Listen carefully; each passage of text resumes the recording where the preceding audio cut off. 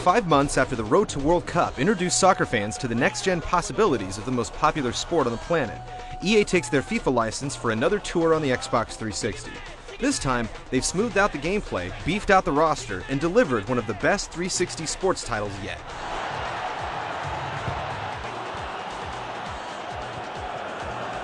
Podolski!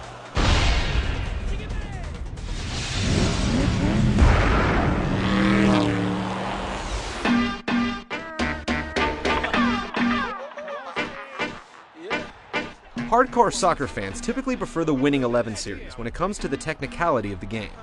In Road to World Cup, EA took strides in the character models, animation, and online multiplayer, but hadn't yet developed a control scheme as complex and realistic as the one Konami had already refined on the PS2.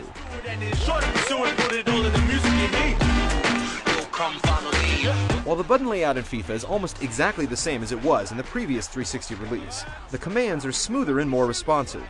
There are many more factors to weigh in into every pass and shot. You'll definitely feel the difference between the different players, opponents, and teams.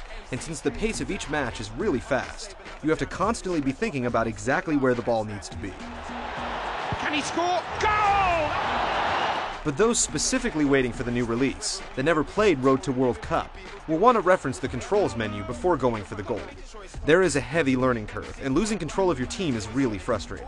But once you understand your strengths and utilize them, you'll see why World Cup is a few steps forward for the franchise. And if you loved FIFA on Xbox Live before, World Cup has a 4-on-4 multiplayer match.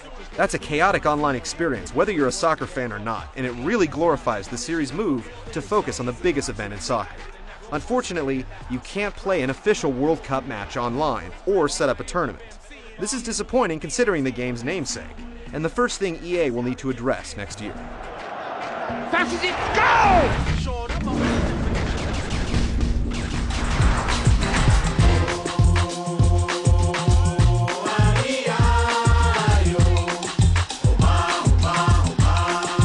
All the teams that participate in the World Cup are playable in 2006.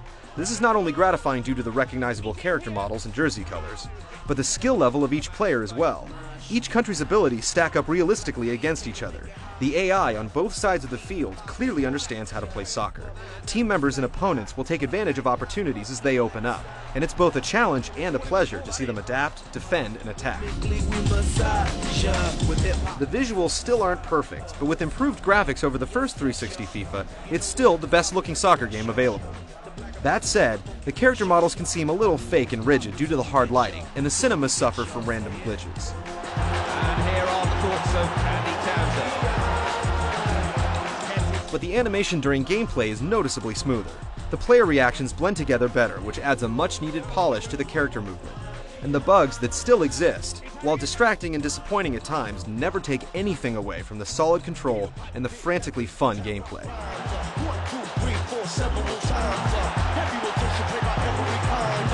I'm not so sure if this what they mustn't do here is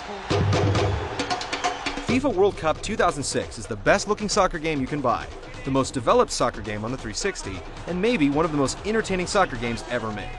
The series still has some expanding to do as it moves forward through the next generation, but EA Sports Series is finally ready to compete with Winning 11.